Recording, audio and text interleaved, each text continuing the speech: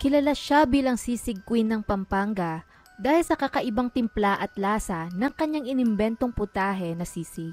Ngunit ano nga ba ang dahilan at sino ang pumaslang sa 80 years old at walang kalaban-laban na ginang na ito?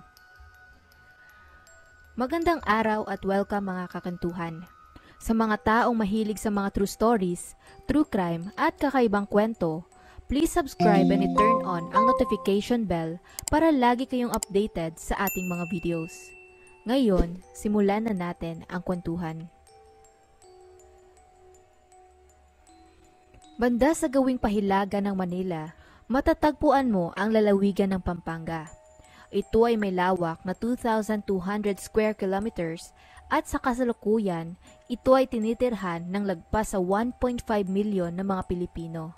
Isa na roon ang Pinay na naging malaking bahagi na rin ng kasaysayan ng Pampanga. Ang 80 years old na ginang na nagngangalang Lucia Lagman Cunanan o mas kilala bilang Aling Lusing ay ipinanganak sa Tarlac noong February 27, 1928. Pagkatapos itong maikasal sa kanyang asawang si Victorino F. Cunanan, dito na nila piniling tumira at palakihin ang kanilang mga anak. Si Aling Lusing ay kilala bilang isang huwarang ina na nagsusumikap na punan ang mga pangangailangan ng kanilang 7 anak. Mapagmahal at maalaga din itong asawa kay Victorino kung saan nagkaroon naman ng matiwasay na pagsasama ang dalawa sa loob ng maraming taon. Taong 1974, lumago pa ang buhay ng kanilang pamilya pagkatapos niyang maitayo ang sarili niyang restaurant sa Angeles City na tinawag niyang Aling Lusing Sisig. Bilang ito ay may likas na talento sa pagluluto, nakagawa ito ng kakaibang recipe na sobrang nagustuhan ng maraming tao. At sa lugar ng Angeles, Pampanga, dito na nila unang natikman ang kilalang pagkaing Pinoy na sisig. Dahil doon, pumatok ang kanyang negosyo at sumikat ng mabilis na kalaunan ay binagsagan nila itong Sisig Queen. Sa paglaki pa ng restaurant, tumigil na sa pagtatrabaho ang asawa niyang si Victorino upang tumulong na lamang sa negosyo. At kasabay din ang paglago ng kanilang restaurant, mas kuminhawa din ang buhay nilang mag-anak kung saan nakapagpundar ang mga ito ng mga apartment, sasakyan at iba pang bagay na gustuhin man nila.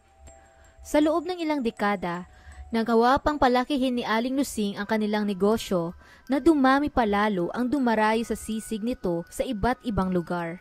At dito na tuluyang nakilala ang Angeles City bilang sisig capital of the Philippines.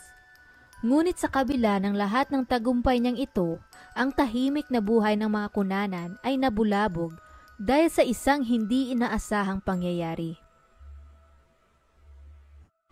Madaling araw ng April 16, 2008, kakabalik lamang ni Victorino Cunanan sa kanilang bahay nang natagpuan niya ang kanyang asawa na nakahandusay na sa kama at naliligo sa sarili nitong dugo.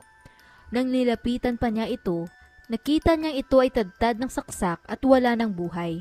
Agad itong napasigaw at humingi ng tulong dahil hindi niya alam ang kanyang gagawin at hindi rin ito makapaniwala na wala na ang kanyang asawa.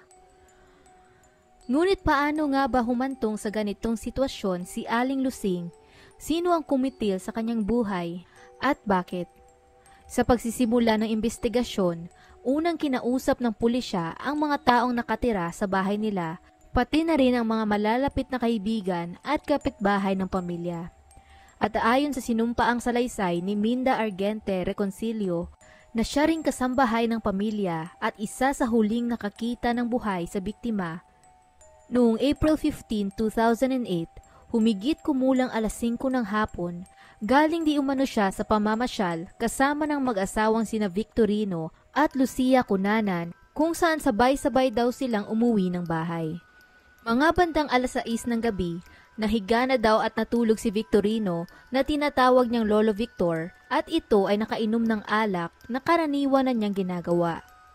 Bandang alas 7 ng gabi, nanunood siya ng TV kasama ni Aling Lusing kung saan bandang alas 8, pumasok na rin ang ginang sa kwarto upang matulog. Di tumagal, siya naman ay sumunod na rin sa pagpapahinga ilang oras lang pagkatapos ng palabas. Bandang alas 3 ng madaling araw, si Minda na mahimbing pang natutulog sa kwarto ay naalimpungatan nang nakarinig siya ng sigaw mula kay Aling Lusing. Sumilip ito saglit sa baba pero nang wala siyang makita, bumalik lang ito muli sa kanyang pagtulog. Hindi na rin siya nag-alala sa sigaw ng ginang dahil malimit na itong mangyari kapag nag-aaway ang mag-asawa.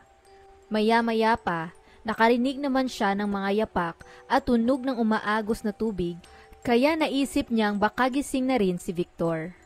Bandang alas 5 ng umaga, nakarinig naman siya ng sigaw mula kay Mang Victor na humihingi ng tulong at dito na siya nagmadaling bumangon upang puntahan ito sa kwarto. Pagkapasok niya sa loob, tumambad sa harapan niya si Victor, hawak-hawak ang duguang katawan ni Aling Lusing.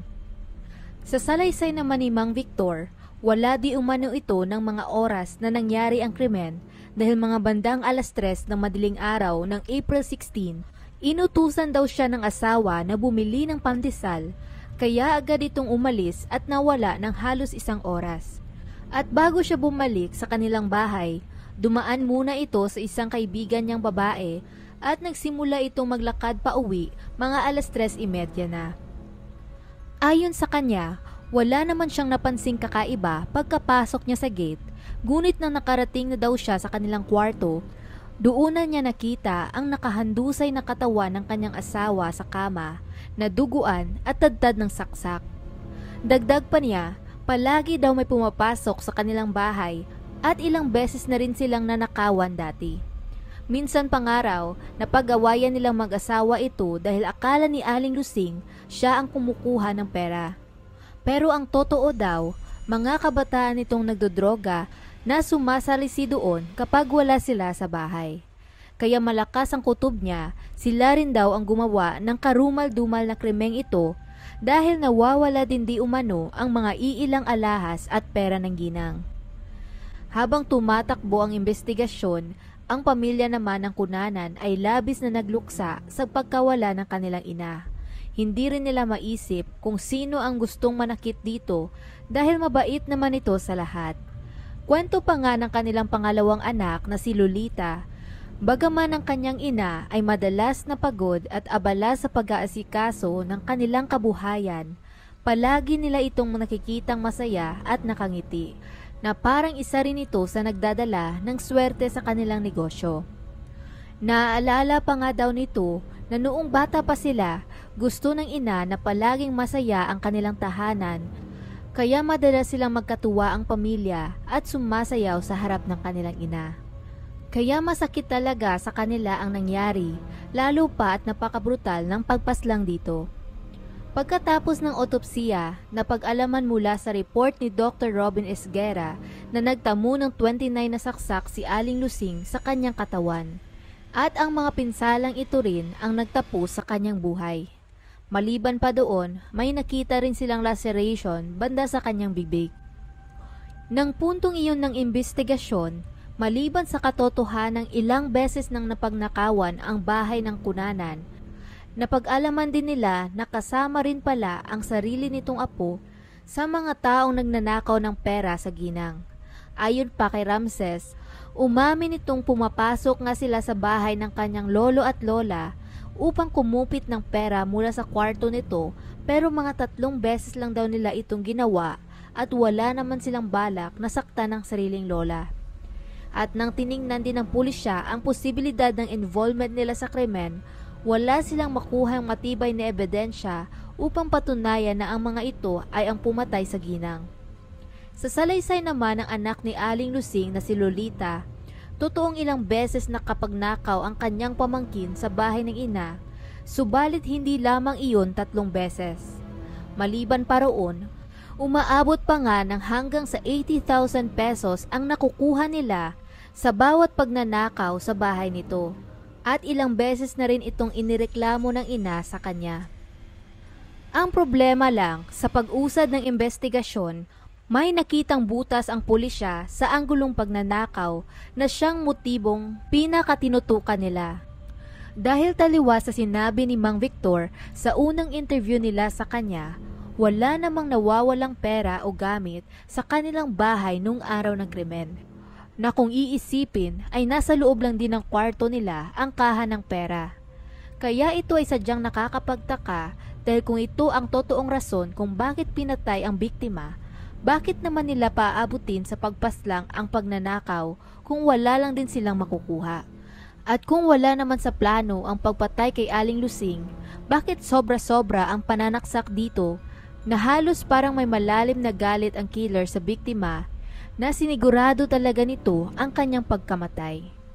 Sa pagpapatuloy din ng pulisya sa pag-iimbestiga, isang mahalagang bagay na napansin nila ay walang forced entry na nangyari sa pinto na maaaring nagpapahiwatig na kilala ng biktima ang gumawa nito sa kanya o di naman kaya ay pamilyar na ito sa lugar at dati nang nakapunta doon.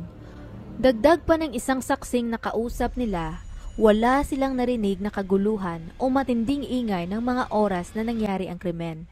Dahil dito, nawala ng basihan ang unang hinala ng mga otoridad na pagnanakaw ang motibo kung bakit pinaslang si Aling Lusing.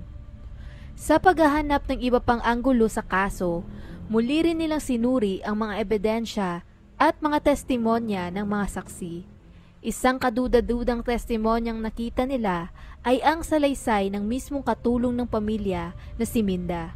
Nang nakausap kasi nila ito, halatang ito ay hindi mapakali at may mga mahahalagang punto rin ang kanyang kwento. Ayon sa kanya, narinig niyang nagtatalo na naman ang mag-asawa na karaniwan ng eksena sa bahay. Pagkatapos, isang malakas na sigaw mula kay Aling Lusing ang kanyang narinig na gumising sa kanya. Subalit ito ay hindi na muling nasundan pa at naging tahimik ang buong bahay. Ilang sandali lang mula noon, nakarinig naman ito ng pamilyar na yabag sa labas ng kanyang kwarto na pakiwari niya ay si Lolo Victor. At ito naman ay tumugma sa mga nakitang footprints ng mga operatiba ng Soko. Dahil doon, muli nilang inimbitahan ang asawa ni Aling Lusing upang makuhanan ng salaysay. Kinuhanan rin nila ito ng footprint, pati na rin ang kanilang mga anak at kasambahay upang subukang tingnan kung merong magmamatch sa nakita nilang bakas sa crime scene. Pero pagkatapos itong suriin ng Soko, hindi daw ito eksaktong nagtutugma sa bakas ng paa ng killer. Ngayon, bagamat walang makitang ebidensya na direktang nag-uugnay sa kanilang ama sa krimen, hindi naman naging masaya ang mga anak nito sa pagkakadawit ng pangalan ng ama sa pagpatay. Hindi rin di umano nila kailanman matatanggap na magagawa ng kanilang ama ang binibintang rito. Kaya buong puso nilang sinuportahan na ito ay inosente sa krimen. Kahit mismo si Mang Victorino ay mahigpit na itinanggi ang akusasyon, nagsasabing mahal na mahal niya ang kanyang asawa at na kailanman hindi niya ito magagawang saktan. At ni minsan, hindi nga raw ito nakaranas ng sampal mula sa kanya. Gayunpaman, dahil sa salaysay ni Minda, naging matibay itong basihan upang masampahan ng kasong parricide si Victorino, na isang kaso ng pagpatay sa sariling asawa. Ang problema lang, sa panahong fina-file na ang kaso, wala ni isa sa mga anak ni Aling Lusing ang sumipot upang gawin ito. Kaya sa huli, ang nag-file ng kaso ay ang dating hepe nila sa investigation na si Captain Police Inspector Danilo Cadiz. At ito na rin ang tumayong complainant. Para sa mga anak ni Aling Lusing, nagdududa sila na may ibang pakay si Minda kaya ito nagbigay ng ganoong salaysay. Dahil pagkatapos daw ng ginawang investigasyon sa katulong, bigla na lang itong umalis ng walang pasabi pagkalibing ng mga labi ni Aling Lusing. Ayon pa sa kanila, iniba rin daw nito ang pangalan niya sa pulisya. Para naman sa mga otoridad, wala silang nakikitang dahilan o kakayanan kay Minda upang magawa ang pagpatay kay Aling Lusing. Isa itong dalagang ina na pumunta lamang sa pamilya upang magtrabaho. At sa ilang taon nitong paninilbihan sa mag-asawa, wala rin itong record ng mga kahina-hinalang pagkilos o kahit pagnanakaw. Sa kasalukuyan, walang nakakaalam sa kinaroroonan ng dating katulong at hindi na rin nila ito makontak. Sa pagdaan rin ng mga taon, nagpatuloy na sa kanilang buhay ang pamilya ni Aling Lusing habang ang kanyang kaso naman ay unti-unti nang nababaon sa limot. At dahil sa wala nang napupursige na makuha ang ostisya para sa kasong ito, mananatili na lamang itong malaking palaisipan sa lahat ng nakakilala sa Sisig Queen ng Pampanga. Sa sariling salita pa nga ng pamilya, pinapasa Diyos na lamang nila ang nangyari sa ina at pinagdadasal rin nilang lumabas na ang katotohanan kung sino talaga ang pumaslang rito. At hanggang dito na lang ang kwento natin para sa ngayon. Anong masasabi ninyo sa kasong ito? At sino sa tingin nyo ang tunay na salarin? Kung nagustuhan nyo ang video na ito, huwag kalimutang mag-like at mag-subscribe na rin kayo sa ating channel. Muli, salamat sa inyong pakikinig at hanggang sa susunod mga kakwentuhan.